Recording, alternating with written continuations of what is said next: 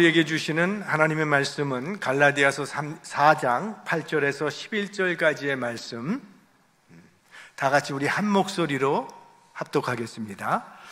그러나 너희가 그때에는 하나님을 알지 못하여 본질상 하나님이 아닌 자들에게 종노릇하였더니 이제는 너희가 하나님을 알 뿐더러 하나님의 아신 바 되었거늘 어찌하여 다시 약하고 천한 초등학문으로 돌아가서 다시 저희에게 종노릇하려 하느냐? 너희가 날과 달과 절기와 해를 삼가 지키니 내가 너희를 위하여 수고한 것이 헛될까 두려워하노라. 아멘. 자, 우리는 지금 한 영혼을 주님께로 인도하는 이웃초청주의를 준비하고 있습니다. 그런데 한 사람이 예수를 믿고 그리스도인이 된다고 하는 것은 대단히 사실은 어려운 일입니다. 결코 쉬운 일이 아닙니다. 먼저는 하나님께서 죄로 말미암아 멸망당할 수밖에 없는 인간들을 위하여 구원의 길을 열어주셨습니다. 그것이 십자가죠. 그러니까 예수 그리스도의 십자가의 죽음이 없다면 우리는 죄를 용서받을 길이 없습니다.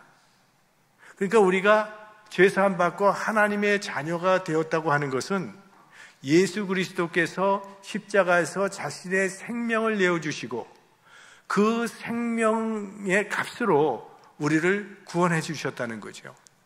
그러니까 예수 그리스도의 생명값을 받는 그 엄청난 은혜를 우리가 받았다는 것입니다. 이게 인간 구원을 위해서 하나님께서 해주신 일입니다.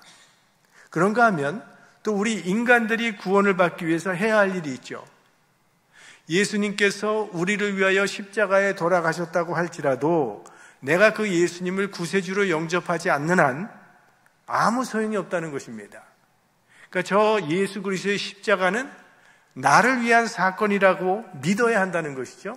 그래야 구원이 이루어진다는데 이걸 우리가 회개라고 하지 않습니까? 자신의 죄를 자백하고 예수님의 십자가를 믿는다. 이것을 우리는 회개라고 부르고, 우리가 너무나도 잘 들은 그 헬라어 단어 중에 메타노이아라고 하는 그 회개라는 단어를 우리가 수도 없이 많이 들었을 것이라고 생각합니다. 이 메타노이아라고 하는 회개라는 이 단어에는 몇 가지 뜻이 있어요. 먼저는 마음과 생각의 변화입니다. 죄에 대한 인식과 태도가 달라지는 거예요. 이전에는 죄로 여기지 않았던 것이 이제는 죄로 인식이 되고 하나님의 뜻을 따라 살고자 하는 마음을 갖게 되는 것. 그게 회개라는 말 속에 포함되어 있는 변화고요. 또 하나는 방향이 전환되는 것입니다. 가던 방향을 돌이키는 거예요. 그리고 하나님께로 방향을 전환하는 것. 그래서 죄의 길을 버리고 하나님께서 원하시는 방향으로 나아가는 겁니다. 방향 전환. 그게 회개라는 말 속에 들어있는 뜻이고, 또 한 가지는 삶의 변화입니다. 이런 내적으로 일어난 변화가 외적인 삶의 열매로 나타나야 된다는 거예요. 그게 회개에 합당한 열매죠. 이걸 메타노이아라고 부르는데, 사실 이 단어가 예전에는 군사용으로 사용되던 단어였습니다. 자, 전쟁을 하다가 적군을 포로로 체포하게 되면 그 적군을 무릎을 꿇려놓고 묻는 겁니다. 너 돌이키겠느냐? 메타노이아, 그게 그거죠. 지금까지 네가 왕으로 섬기던 사람을 버리고 이제는 새로운 왕을 주인으로 섬기겠느냐? 만약에 그렇게 하겠다면 살려줄 것이고, 그렇지 않다면 내 목을 자를 것이다. 그때 네, 그렇게 하겠습니다. 이제부터 새로운 왕을 내가 주인으로 모시고 충성하겠습니다. 라고 할 때 그것을 메타노이아, 회개라고 불렀습니다. 그러니까 그리스도인이 되었다고 하는 것은 충성의 대상이 달라진 거예요. 지금까지는 내가 내 인생의 주인이었고 혹은 다른 것을 주인으로 섬기고 따랐다면 이제부터는 예수님이 나의 주인이 되는 겁니다. 나의 가치관, 나의 목적이 예수 그리스도를 중심으로 변화되는 거죠. 그럴 때 우리의 신분이 변화되게 되는데 우리는 그때 하나님의 자녀의 신분을 갖게 되고, 따라서 우리는 하나님의 나라를 유업으로 얻게 된다는 거예요. 이건 엄청난 축복이죠. 우리 인생이 그저 여기서 살다가 끝나는 것이라면 거기에 무슨 소망이 있겠습니까? 그러나 우리 그리스도인들은 인생의 마지막 그 순간에도, 마지막 숨을 내뱉는 그 순간에도 우리는 절망하지 아니하고 소망을 가질 수 있는 것은 하나님의 나라가 우리에게 약속되어 있기 때문이죠. 바울은 그런 은혜를 받은 사람들이 다시 옛날로 돌아가려고 하는 것은 너무나도 어리석은 일이라고 말을 하는 겁니다. 자, 우리 8절 다 같이 보겠습니다. 그러나 너희가 그때에는 하나님을 알지 못하여 본질상 하나님이 아닌 자들에게 종노릇 하였더니, 여기 보면 그때에는 이라고 단어가 나왔죠. 그때가 언제일까요? 그러니까 예수님을 믿기 전에, 하나님을 알기 전에, 예수 믿기 전에를 말하는 겁니다. 그러니까 예수 믿기 전의 상태가 어땠는지를 우리에게 지금 상기시키고 있는 거예요. 그 상태를 어떻게 설명하냐 하면 하나님을 알지 못했고, 그리고 종노릇했다, 이렇게 두 가지로 설명을 합니다. 첫째는 하나님을 알지 못했다고 말을 하는데요, 예수 믿기 전에는 절대 하나님을 알 수 없습니다. 예수 그리스도의 십자가를 통하지 않고는 하나님을 알 길이 없기 때문이에요. 예수 믿지 않으면서도 하나님을 안다고 말하는 사람들이 있지만, 예수 믿기 전에 하나님을 안다고 하는 것은 그건 하나님을 피상적으로 아는 것뿐이지 절대 하나님을 인격적으로 참된 의미에서는 알 수가 없어요. 하나님을 알 수 있는 유일한 길은 길이요 진리요 생명이신 예수 그리스도를 통하는 길뿐이기 때문이에요. 그러니까 예수 믿기 전에는 절대로 하나님을 제대로 알 수 없다는 거예요. 그 다음에 하나님이 아닌 자들에게 종노릇 했었다고 말해요. 예수 믿기 전에 하나님이 아닌 자들에게 종노릇 했다 하는데, 하나님이 아닌 자들이라는 것은 우상을 말하는 겁니다. 우상. 사실 우상은 있다 없다. 우상은 없습니다. 우상을 섬긴다고는 하지만 사실은 섬기는 대상이 없는 거예요. 허구예요. 마치 있는 것처럼 섬기는 것뿐이죠. 자, 우리 가운데도 아마 예수 믿기 전에 제사를 지내던 분들도 계실지 모르겠어요. 제사를 한번 생각해 보세요. 제사는 조상들을 위해서 차리는 거 아닙니까? 그래서 조상이 평소에 좋아했던 떡도 올려놓고 나물도 올려놓고 전도 올려놓고 막 좋아하는 걸 다 올려놔요. 그리고 드시고 가라고 숟가락까지 올려놓잖아요. 그리고 술도 마련해 놓고. 정말 조상들이 와서 그거 먹는 거 보셨습니까, 여러분? 네, 없죠. 왜? 없는 것을 있는 것처럼 섬길 뿐인 거예요. 그게 제사예요. 신앙생활한 지 얼마 안 된 교인이 있었답니다. 근데 이분은 집에서 그동안 1년에 24번씩 제사를 드리던 그런 집안이었대요. 그러니까 1월에는 누구를 위해서 제사를 드리고 2월에는 누구, 조상님 각각 다 24번 제사를 드렸다는 거예요. 그래서 목사님이 그 집에 찾아가서 예배를 드렸답니다. 예배 드린 후에 이제 제사를 드리려거든 그렇게 따로따로 드릴 필요가 뭐가 있냐고. 그저 초하룻날에 조상님들 다 모아놓고 한 번에 드리면 조상들도 기뻐할 거 아니냐. 오랜만에 만나서 인사도 하고 여러 가지 대화를 나누면서 좋을 테니까 한 번에 그냥 하라고. 그랬더니 그 다음부터는 제사 안 드렸다는 거예요.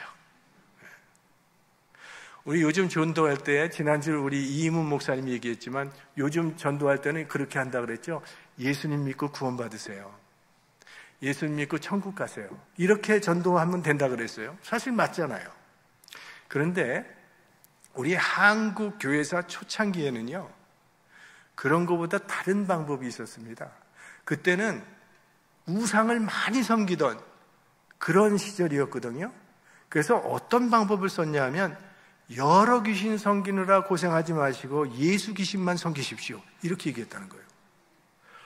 아니, 이 한 분만 섬기면 다른 귀신 섬길 필요가 없습니다. 예수님이 가장 센 분입니다. 이렇게 전도했다는 거예요. 여러 귀신을 섬기기가 굉장히 힘이 들거든요. 이 귀신에게 잘하다 보면 저 귀신이 질투를 하죠. 그래서 저 귀신에게 잘하려고 그러면 이 귀신에게 재앙을 받을까봐 막 두려워하고, 이 귀신 섬기고 저 귀신 섬기느라고 실 겨를이 없었던 거예요. 그런 상황에서 예수님 한 분만 섬기면 된다고 하니까 잘 됐다고 생각하고 많은 분들이 믿었다는 거예요. 많은 귀신들이 섬겨했던 사람들이 예수님 한 분만 섬기면 되니까 얼마나 자유로워졌어요. 그리고 굉장히 열심히 믿었죠. 왜? 잘못하면 옛날에 섬기던 귀신에게 보복당할까 봐 예수님 아주 열심히 믿었던 거예요. 우상의 특징은요, 사람을 속박하는 겁니다. 묶어버리는 거예요. 이렇게 하면 안 돼. 저렇게 하면 벌 받아. 금년에는 물에 가까이 가면 안 돼. 이사는 이런 날에는 이사 가면 안 되고, 또 결혼하는 날도 이런 날은 안 되고, 하나도 마음대로 하지 못하게 묶어버리는 게 우상이에요. 아주 불안과 공포에 떨게 만드는 거죠. 그런데 생각해 보면 자신이 만든 우상에게 자기가 종노릇하고 있는 거 아닙니까? 어이가 없는 그런 일이에요. 그러나 예수 믿으면 그 안에 자유가 있죠. 진리를 알지니 진리가 너희를 자유케 하리라. 그러니까 모든 우상의 속박에서부터 예수 믿음으로 말미암아 자유함을 얻게 된다는 거죠. 그래서 9절 말씀 같이 보겠습니다. 이제는 너희가 하나님을 알 뿐더러 하나님의 아신 바 되었거늘 어찌하여 다시 약하고 천한 초등학문으로 돌아가서 다시 저희에게 종노릇하려 하느냐. 자, 8절에는 그때에는, 예수 믿기 전에는 했는데 9절에는 뭐라 그랬어요? 이제는 이라고 했어요. 그러면 이제는 언제를 말하는 것일까요? 예, 이제는 예수님을 믿고 구원받은 후를 말하는 거죠. 그러니까 믿음으로 구원받은 후에는 어떤 일이 생기는지를 설명해 주는 말씀입니다. 다시 한번 볼까요? 자, 하나님을 알게 되고 하나님으로부터 아신 바 된다, 이렇게 말하고 있어요. 예수 믿고 구원받은 후에는 우리가 하나님을 알고 하나님의 아신 바 된다고 말을 하고 있어요. 자, 우리는 하나님을 알고 있는 겁니다. 그래서 하나님을 믿고 있죠. 그런데 하나님은 영이시기 때문에 우리의 눈으로는 하나님을 볼 수 없어요. 그런데 그 볼 수 없는 하나님을 우리에게 보여주신 분이 계시다는 거예요. 그분이 예수 그리스도죠. 그래서 사도 요한이 요한복음 1장에 이렇게 썼습니다. 보겠습니다. 같이. 본래 하나님을 본 사람이 없으되 아버지 품속에 있는 독생하신 하나님이 나타내셨느니라. 여기 독생하신 하나님이 누구를 얘기하는 거죠? 예, 성자 예수님. 예전 고대 사본을 보면 이게 독생하신 아들이라고 그렇게 나타나 있는 사본이 있습니다. 그러니까 하나님을 알기 원하는 사람은 누구를 알면 된다? 예수 그리스도를 알면 되는 거예요. 예수 그리스도의 말씀과 예수 그리스도의 삶을 알면 하나님을 알게 된다는 얘기입니다. 그래서 예수님의 제자 중에 한 사람인 빌립이 예수님께 요청하기를, 주여 하나님 아버지를 우리에게 보여주세요 라고 요청을 했어요. 그때 예수님께서 하신 말씀 같이요. 예수께서 가라사대 빌립아, 내가 이렇게 오래 너희와 함께 있으되 네가 나를 알지 못하느냐? 나를 본 자는 아버지를 보았거늘 어찌하여 아버지를 보이라 하느냐? 나를 본 자는 아버지를 보았다라고 그렇게 대답하셨어요. 그러니까 예수님과 하나님은 하나라는 그런 말씀이죠. 그러므로 우리는 예수님을 통해서 하나님을 알 수 있다는 거예요. 하나님은 우리가 볼 수가 없으니까. 그러나 보이는 하나님이 예수님이시니까 예수님을 통해서 우리는 하나님을 알 수가 있어요. 그래서 기독교는 예수 그리스도를 하나님의 계시자로 믿는 종교라고 제가 예전에도 말씀을 드렸죠. 그러니까 예수님은 하나님을 나타내신 분이라는 거예요. 그러니까 예수님을 하나님의 계시자, 하나님을 나타내 보인 자로 믿는 종교. 그래서 예수님을 믿을 때만 하나님을 올바로 알 수 있는 거예요. 무슬림들도 알라라고 하지만 그 알라가 사실은 하나님이거든요. 그들도 하나님을 믿고 있다고요. 그러나 무슬림들은 예수님을 믿지 않아요. 그러므로 그들이 알고 있는 하나님은 제대로 알고 있는 하나님이 아니라는 거예요. 자, 근데 내가 하나님을 아는 것이 다가 아니에요. 하나님이 나를 아셔야 해요. 내가 아무리 하나님을 안다고 할지라도 하나님이 나를 모른다고 하시면 그건 아무 소용이 없는 거죠. 예수님께서 나더러 주여 주여 하는 자마다 다 천국에 가는 것이 아니라고 말씀을 하셨죠.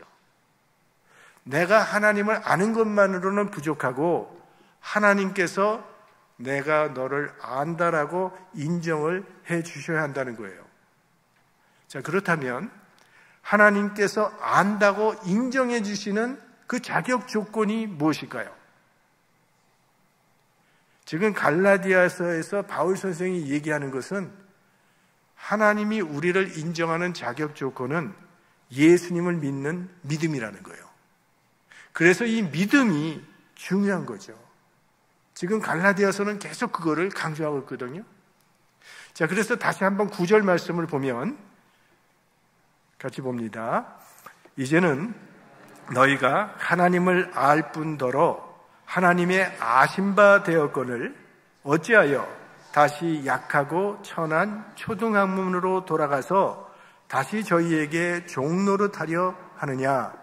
여기 첫 번째 나오는 안다, 너희가 하나님을 알 뿐더러 하는 이 안다라는 동사는 능동태입니다.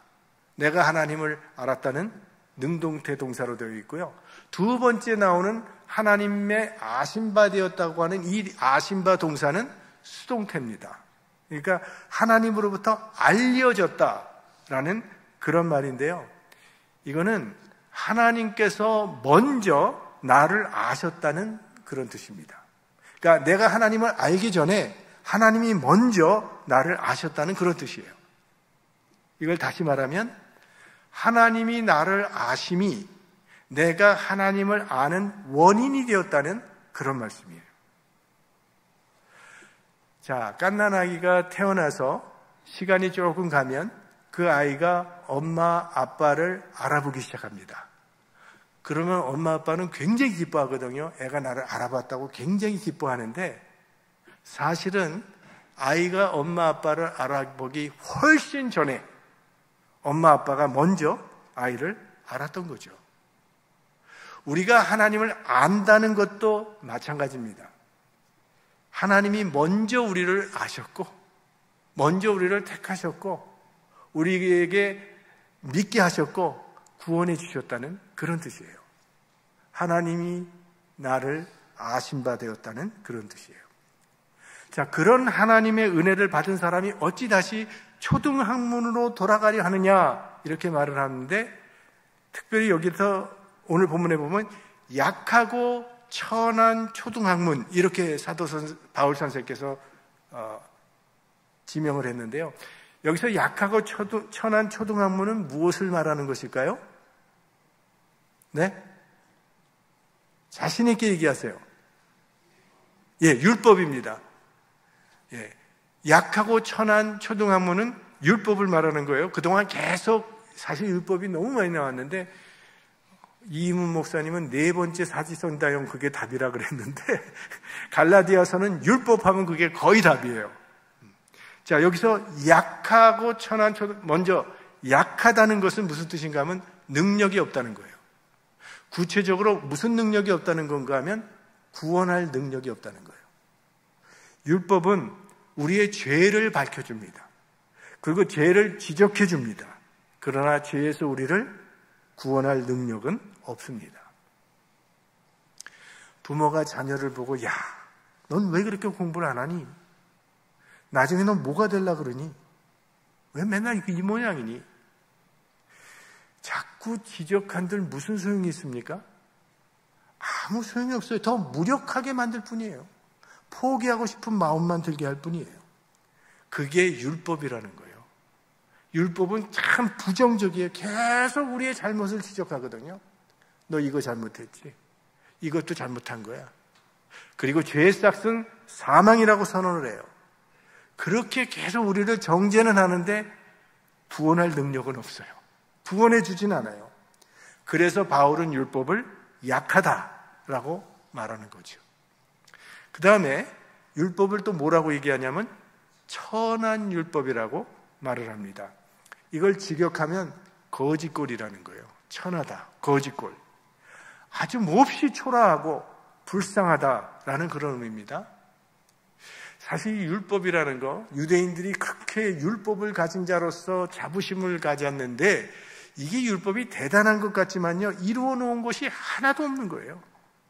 그래서 초라하다라고 말하는 거고, 또한 그런 율법에 매여서 시달리고 있는 사람들도 초라하죠. 이거 불쌍한 인생이라는 거예요. 그러면서 그런 인생의 모습이 어떤 모습이냐? 10절에 나와요. 너희가 날과 달과 절기와 해를 삼가 지키니. 날, 안식일, 절기, 오순절, 장막절, 유월절 이런 거 하나님께서 지키라고 명령하셨는데 이거 안 지키면 하나님의 백성에서 끊어질 테니까 두려워서 의무적으로, 어떻게 보면 형식적으로 지키게 되는 거예요. 그게 불쌍한 인생이라고 말하는 거죠.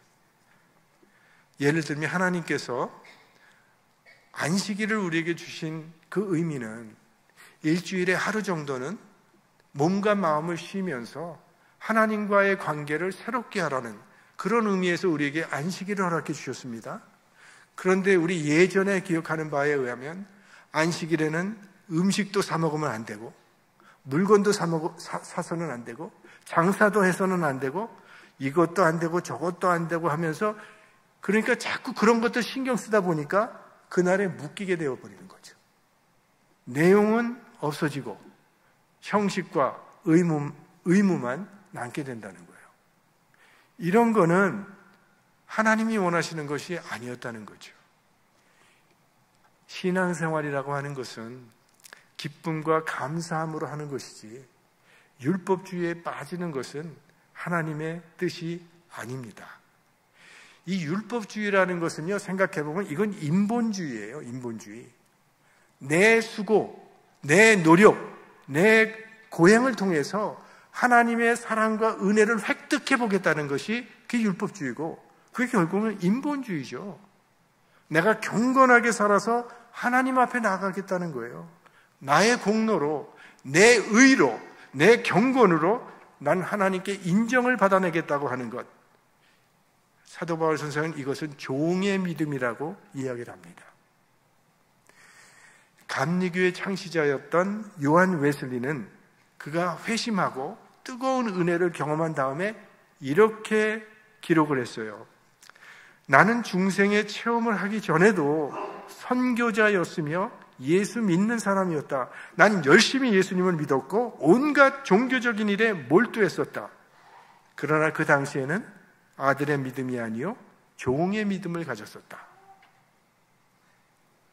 종의 믿음은 의무로 하는 것, 그리고 아들의 믿음은 은혜로 하는 것이라고 하는 것이 우리 사도 바울 선생님의 교훈입니다. 예배라고 하는 것, 이걸 의무로 생각한다면 이게 종의 믿음이라는 거예요. 내가 목사니까 예배 와야지, 내가 장로니까 예배 드려야지, 내가 권사니까, 이런 식으로 생각하는 건 이건 종의 믿음이라는 거죠.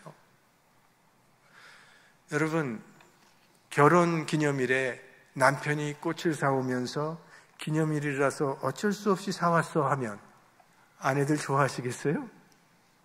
차라리 그럴 거면 그런 거 사오지 말라고 그러겠죠.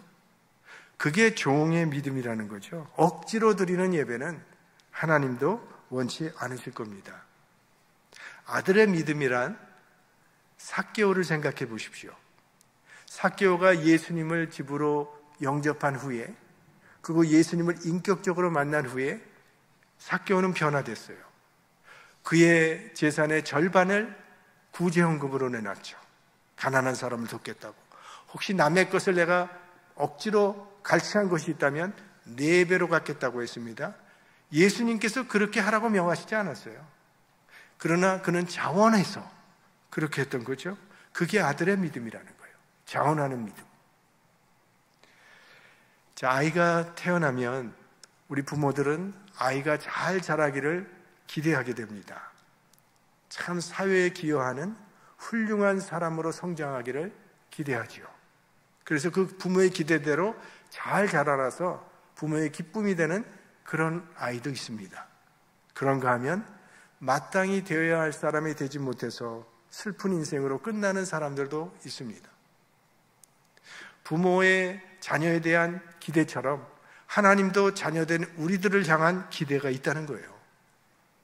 그 기대대로 잘 성장하는 사람이 있는가 하면 그 하나님의 기대대로 성장하지 못하는 사람도 있는데, 하나님께서 기대하는 대로 성장하지 못하도록 하는 장애물이 이 갈라디아서에서는 율법주의에 빠지는 것이 하나님의 기대대로 성장하는데 방해가 되는 것이라고 말하고 있는 거예요.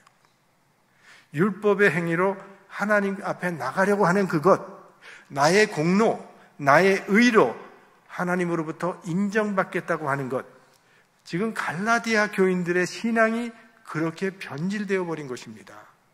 이 은혜의 복음을 율법의 복음으로 변질시킨 거예요. 그래서 사도 바울이 너희들이 믿음으로 시작했다가 율법으로 마치겠느냐고 책망을 하는 거죠. 지금 너희들의 모습은 마치 예전에 애굽에서 종노릇하던 이스라엘 백성들을 출애굽의 은혜를 베풀어 주셨는데 하나님께서 다시 애굽으로 돌아가겠다고 불평하는 그 이스라엘 어리석음과 다름이 없다는 그런 말을 하고 있는 거예요. 하나님의 사랑은 조건부 사랑이 아니라는 거죠. 우리가 잘하면 우리를 사랑해 주시고 잘못하면 사랑하지 않는 그런 사랑이 아니라는 거예요. 우리가 아직 죄인 되었을 때 독생자를 내어주심으로 우리를 자녀 삼아주신 아가페의 사랑이라는 거예요. 그래서 우리가 하나님 앞에 설 수 있는 유일한 근거는 오직 십자가의 사랑과 은혜뿐입니다. 율법의 행위로는, 율법의 행위로 돌아가겠다고 하는 것은 예수 그리스도의 죽음을, 십자가를 헛되게 하는 것이라고 그렇게 말씀하고 있는 거죠. 사랑하는 성도 여러분, 다시 한번 십자가와 십자가의 은혜와 사랑을 굳게 붙잡으시기 바랍니다.